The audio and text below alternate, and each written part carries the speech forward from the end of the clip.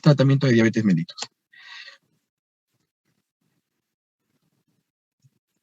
El temario que vamos a desarrollar el día de hoy es netamente el tratamiento de diabetes desde el punto de vista no farmacológico, farmacológico en la parte oral, inyectable y también la parte quirúrgica. A ver, siguen 3 compañeros en sala que hay que estar atentos para admitirlos, por favor.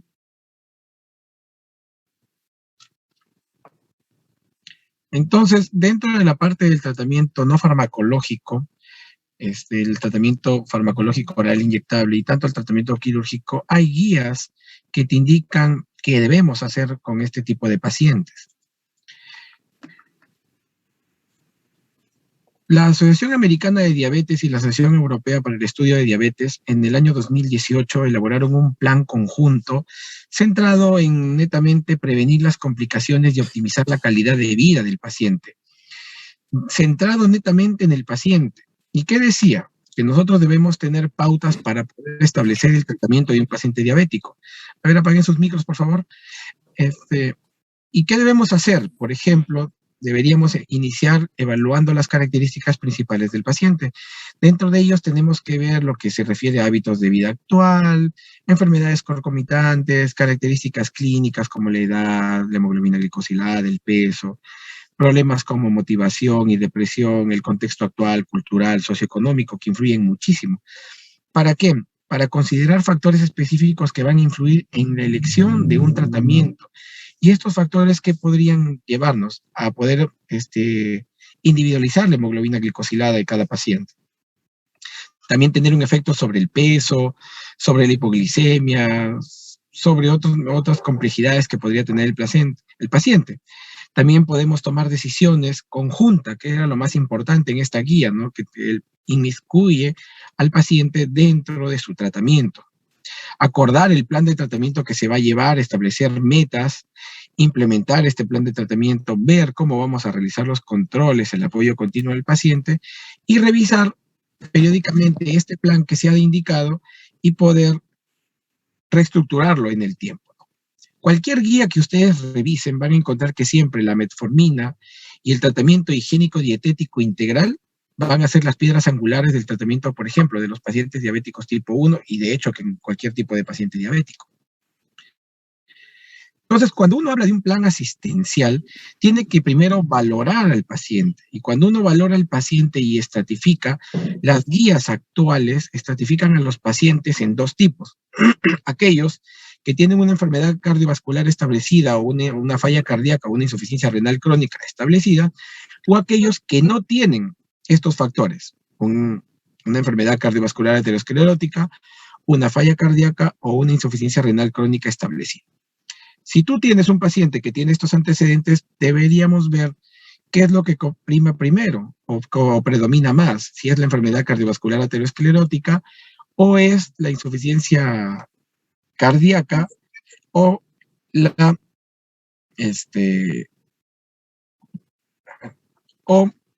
insuficiencia renal crónica. Y si no tenemos estas características de estos pacientes, debemos enfocar a nuestro paciente viendo 4 cosas o 3 cosas puntuales. La necesidad de reducir los riesgos de hipoglicemia, la necesidad de reducir el peso y estimular la pérdida de peso, y el costo del tratamiento, que también es sumamente importante.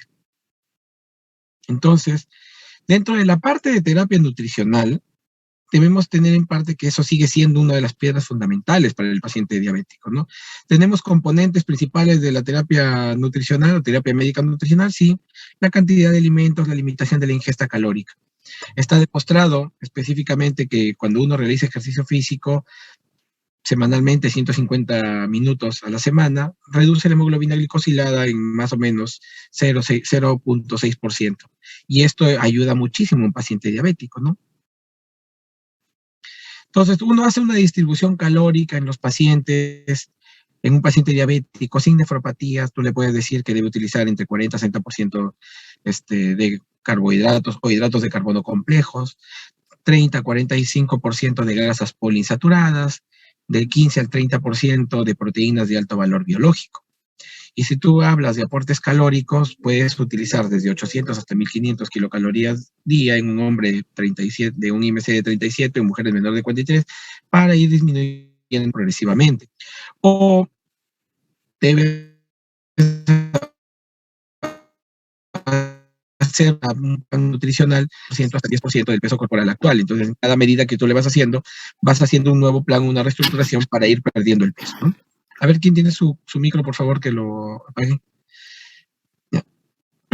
Las dietas mediterráneas, las dietas DASH, las dietas cetogénicas o las dietas Atkinson que van a encontrar ustedes dentro del sinfín de dietas que pueden encontrar en la bibliografía, sí ayudan, pero dentro de ellas, tanto la dieta mediterránea como la dieta DASH han demostrado mayor efectividad para el tratamiento de pacientes diabéticos en la reducción de hemoglobina glicosilada.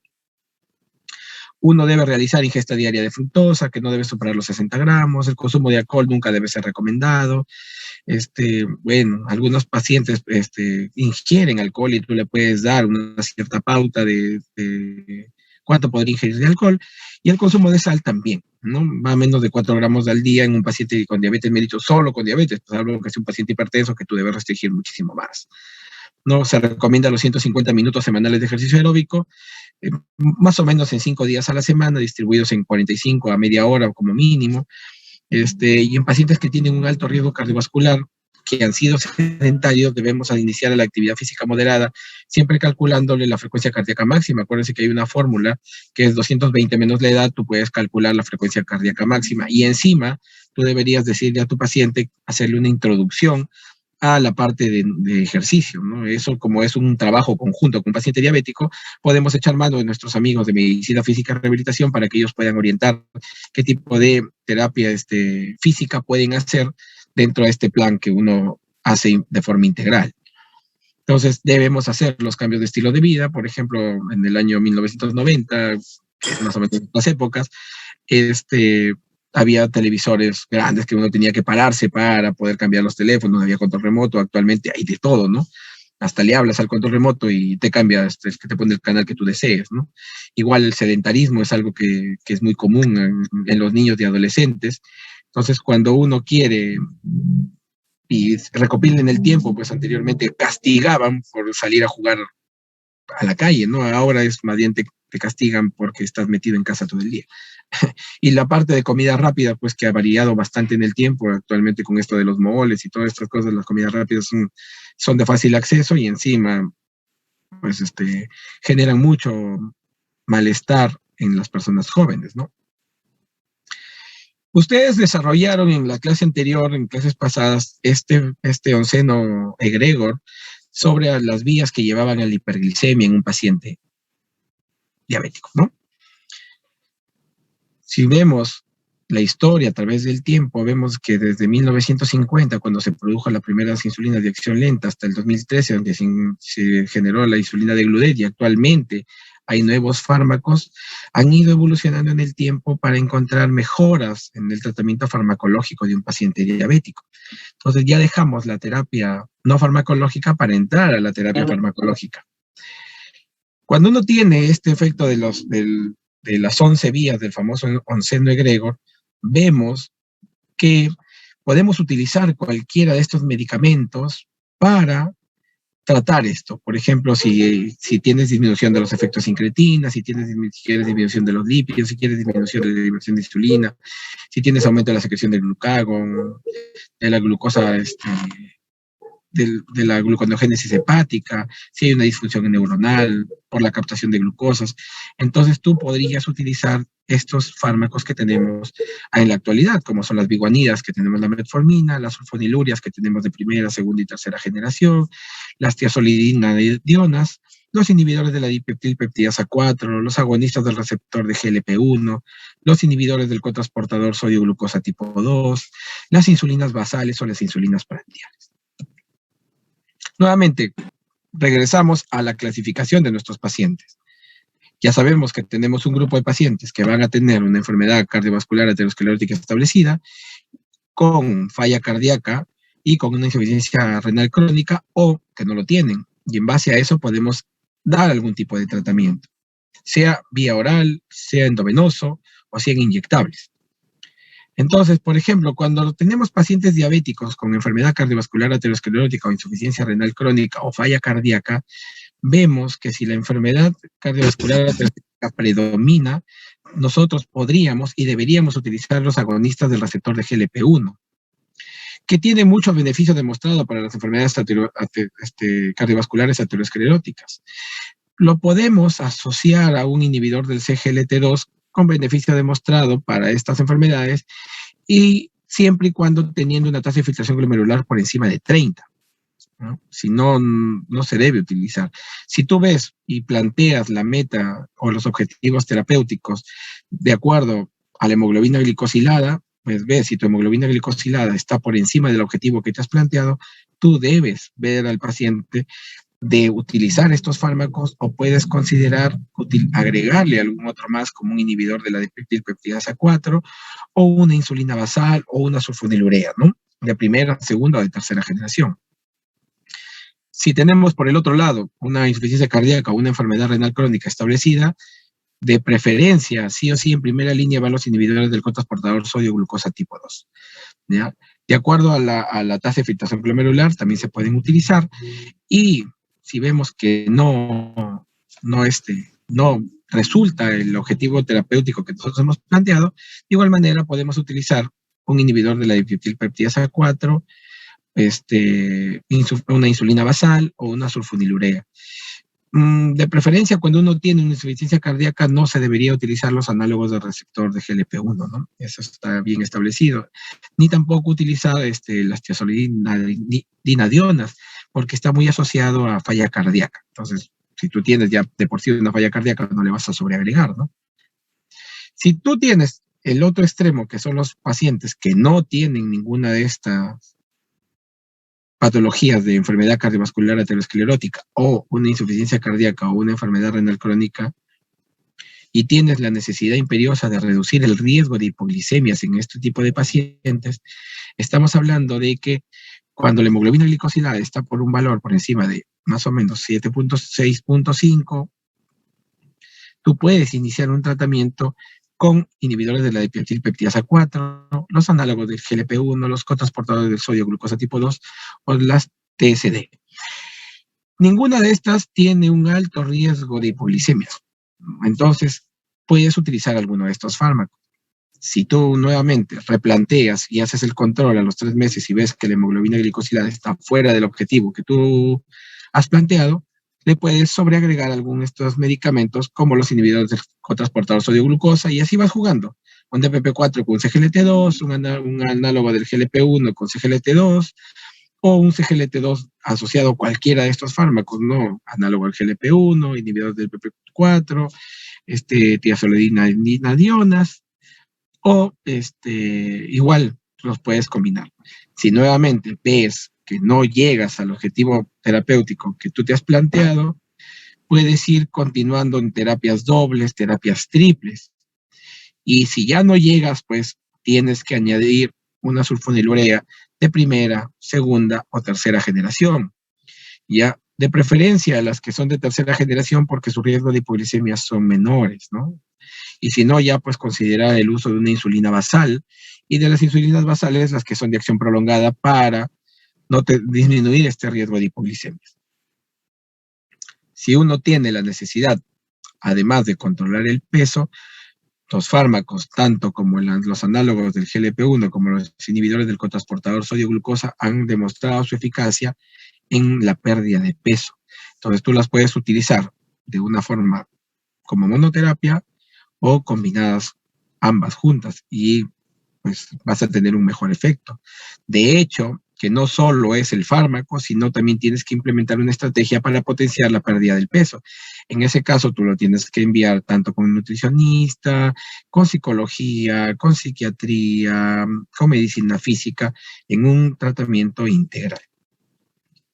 Cuando el problema es netamente el costo, porque ustedes deben entender que los medicamentos de diabetes, mientras más actuales son, también su costo se incrementa, pues nosotros echamos mano de los clásicos sulfonilureas de primera, segunda y tercera generación, de las tiazolidinadionas, o lo podemos asociar ambas o los podemos asociar siempre a biguanidas. Acuérdense que la metformina está como un pilar fundamental dentro del tratamiento de cualquier paciente diabético, siempre y cuando su tasa de filtración glomerular no sea menos de 30.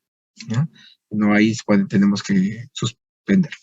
¿Ya? O si no, igual manera, ya haciendo un esfuerzo mayor, pues podemos agregarle un inhibidor de la dipeptilpeptidasa 4 o un análogo del CGLT2, ¿no? Del cotransportador sodio-glucosa tipo 2. Las biguanidas. Corazón.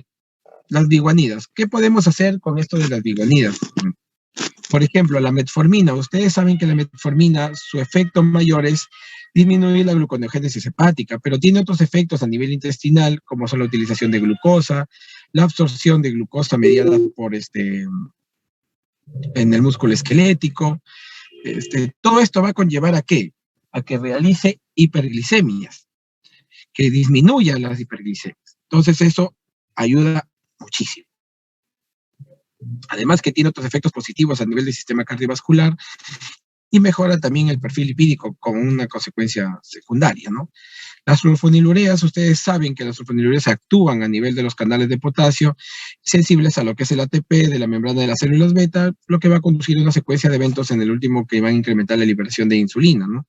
Lo normal es que el canal de potasio esté abierto, el canal de calcio esté cerrado, por lo cual no hay secreción de insulina. En lo que ocurre con las sulfonilureas, inhibe este canal de potasio y por ende está más abierto y ingresa más, se despolariza más la célula y secreta más insulina, ¿no? Es su efecto. Los TZDs y los agonitas del par, pues de igual manera, tienen un efecto a nivel del adipocito, aumenta la absorción de los ácidos grasos, de la lipogénesis, de la absorción de glucosa y de hecho que van a disminuir los ácidos grasos libres, por hecho va a haber menos conversión a nivel de lípidos, de glucosa a triglicéridos, de triglicéridos a glucosa, ¿no? Esto es algo bien sencillo, por lo cual va a disminuir también la hiperglicemia. Los inhibidores de la alfa-glucosidasa también actúan a nivel del cepillo, del borde del cepillo del enterocito intestinal, disminuyendo la enzima alfa-glucosidasa y por ende no va a haber absorción de glucosas, por ende van a disminuir las glucosas postprandiales. Los agonistas dopaminérgicos, tipo la bromocriptina de liberación prolongada, también actúan a nivel cerebral. No existe un mecanismo establecido por el cual disminuyan la glucosa, pero sí aumentan, mejoran la tolerancia a esta glucosa. Acuérdense que a nivel intestinal y a nivel estomacal hay liberación de dopamina para la parte de la saciedad, que ustedes ya lo han visto en la parte de fisiopatología, y por eso que podría utilizarse también como la bromocriptina de liberación prolongada como un tratamiento asociado, ¿no? Los agonistas del receptor de GLP-1 tienen efectos múltiples a nivel del cerebro, disminuyen el apetito, por eso es que disminuyen también te hacen disminuir de peso, aumentan la saciedad, que es otro de los efectos, disminuyen el vaciamiento gástrico, o sea, lo retardan, por ende las personas se sienten llenas más tiempo, aumenta la secreción de ácidos, degrada más al alimento, disminuyen la motilidad intestinal, actúan a nivel del corazón, tienen efectos positivos a nivel del riñón, a nivel del páncreas, y por ende van como efectos secundarios a nivel hepático, a nivel de los lípidos y a nivel muscular. Los inhibidores de la DPP4, de igual manera, actúan inhibiendo la enzima dipeptilpeptidasa 4, por ende, tanto el GLP-1 como el GIP están más tiempos expuestos en el torrente sanguíneo, por ende aumenta la insulina dependiente de glucosa por parte de las células beta y disminuyen el glucagón dependiente de la glucosa de las células alfa. Entonces va a haber mayor captación de glucosa a nivel muscular y menor producción de glucosa hepática, lo que va a llevar a una disminución de las glucosas, tanto en ayunas como las glucosas postprandiales. Entonces, esto es un efecto muy bueno. Lo malo es que no tienen un efecto a nivel de pérdida de peso y el riesgo de hipoglicemia es muy bajo, ¿no? Los inhibidores del cotransportador sodio-glucosa tipo 2, como ustedes saben, el cotransportador de glucosa tipo 2 reabsorbe alrededor del 90% de toda la glucosa diaria, y acuérdense que el umbral de un paciente diabético se extiende desde 180, que es lo normal, hasta 240. Entonces, para la reabsorción, entonces se reabsorbe más glucosa a nivel renal, porque recién a partir de cuando uno tiene glucosas por encima de 240 en un paciente diabético, recién va a haber glucosuria. Estos tipos de fármacos actúan aquí inhibiendo este cotransportador, por lo cual van a hacer que se secrete entre alrededor del 40 al 50% más de glucosa que se excreta por la orina. Por ende, más o menos estás hablando de una pérdida de 70 a 90 gramos de glucosa diaria por a través de la orina. Entonces, eso es un efecto muy benéfico. Y aparte, también ayudan en disminución de la parte calórica, entonces también te ayudan a perder peso. Como un resumen ya de todos estos tratamientos que estamos utilizando, ustedes van a ver que cada uno de estos grupos de medicamentos tienen una eficacia, tienen efectos adversos, tienen riesgo de hipoglicemia, tienen consideraciones para el peso y tienen la seguridad cardiovascular, que es sumamente importante para nosotros. Tienen un valor promedio de reducción de hemoglobina glicosilada y, bueno, los efectos adversos que siempre están. Todos disminuyen hasta máximo 1.5, el más efectivo es las sulfonilureas con el riesgo de las hipoglicemias, pero el resto todos están entre 0.5 y 1.5, más o menos el riesgo que disminuye la hemoglobina glicosilada. Aquellos que tienen un efecto positivo para la pérdida de peso están los agonistas del receptor de GLP-1 y los inhibidores del CGLT2. Y para el riesgo de hipoglicemia, que son netamente bajos o nulos, están los análogos del DPP-4, los inhibidores de la dipeptidasa 4, los agonistas del receptor de GLP-1 y los inhibidores del cotransportador sodio-glucosa. Sin embargo, cuando uno habla de eficacia para la pérdida de hemoglobina glicosilada, pues tanto la metformina como la sulfonilurea son las que encabezan, ¿no? Entonces, cuando uno habla de seguridad cardiovascular, pues tanto los CGLT2, los GLP-1 y la metformina han demostrado disminución del MACE, que es el infarto agudo de miocardio, las enfermedades cerebrovasculares ateroscleróticas, ¿no? La falla cardíaca y la insuficiencia renal. Entonces, estos medicamentos se han utilizado así. Esto es en base a un resumen de la terapia oral.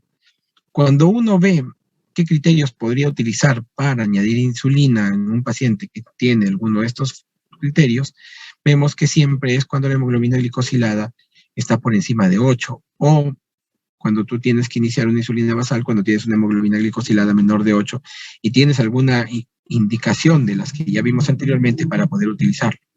De hecho, que en los pacientes diabéticos tipo 1 es indispensable el uso de insulinas cuando estás en cetoacidosis diabética, cuando hay descompensación franca con pérdida de peso, también cuando uno usa corticoides, cuando ha tenido un infarto agudo de miocardio, una insuficiencia hepática, una insuficiencia renal, que estás en etapa terminal o en hemodiálisis.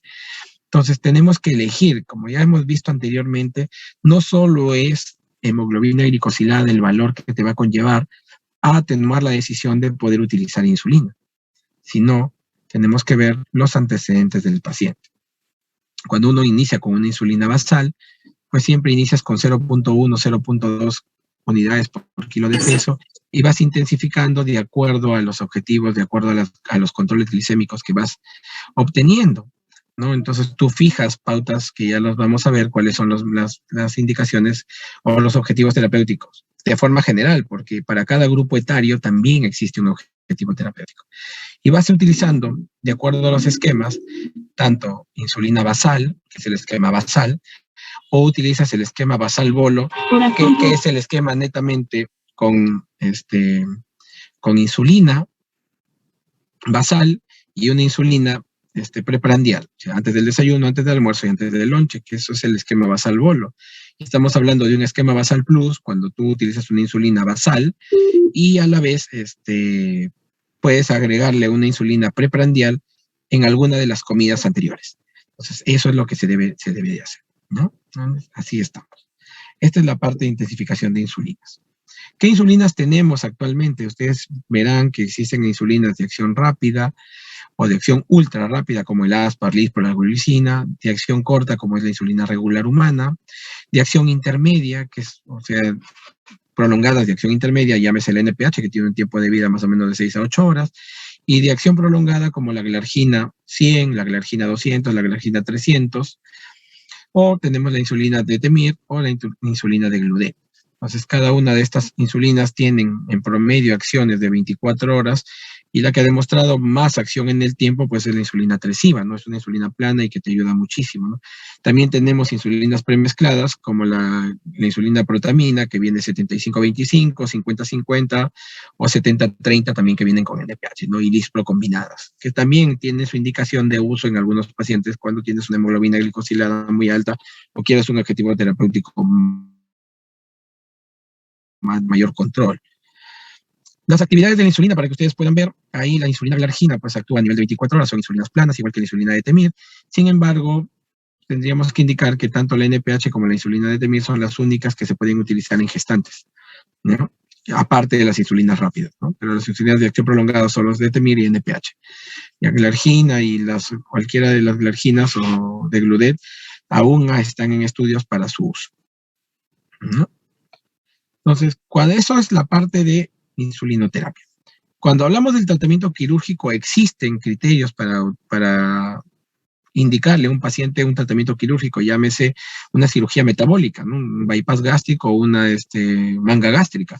Entonces tú puedes indicarle a un paciente que aparte de los no controles que ha tenido con estos fármacos, tiene un índice de masa corporal mayor de 40 o un IMC de 30-35 cuando hace hipoglicemias permanecen, son incontroladas, ¿no? Y aparte que no cumple o no responde al tratamiento higiénico nutricional o al tratamiento farmacológico óptimo que podríamos utilizar. ¿Tiene riesgo? Sí, hay complicaciones varias, la pérdida de peso es insuficiente o pues las propias complicaciones quirúrgicas, las complicaciones metabólicas tardías, la ferropenia y en algunos casos se puede utilizar hasta aminoácidos, ¿no? Como tratamiento, ¿no? Los beneficios sí es que tienen altas tasas de remisión o de control de la parte de la diabetes. Recuerden que un paciente diabético no se cura, se controla. Te ayuda a mejorar el control glicémico y reduce las hipoglicemiantes, el uso de hipoglicemiantes orales o inyectables y pues de hecho que pierdes peso, ¿no? Entonces esto ayuda muchísimo para un tratamiento quirúrgico. Cuando uno habla de los objetivos glicémicos, uno tiene que plantearse en el paciente el riesgo potencial de hipoglicemias. A ver, chicos, un ratito, chicos, un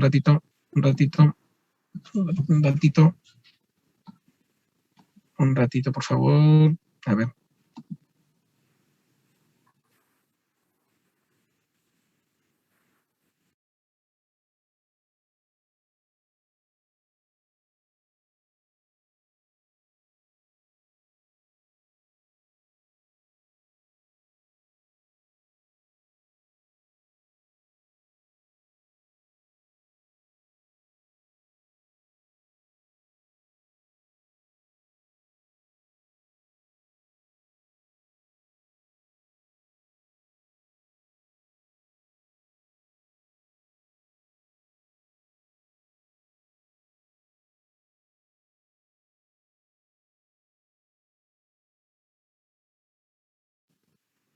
Ya chicos, disculparán. Este,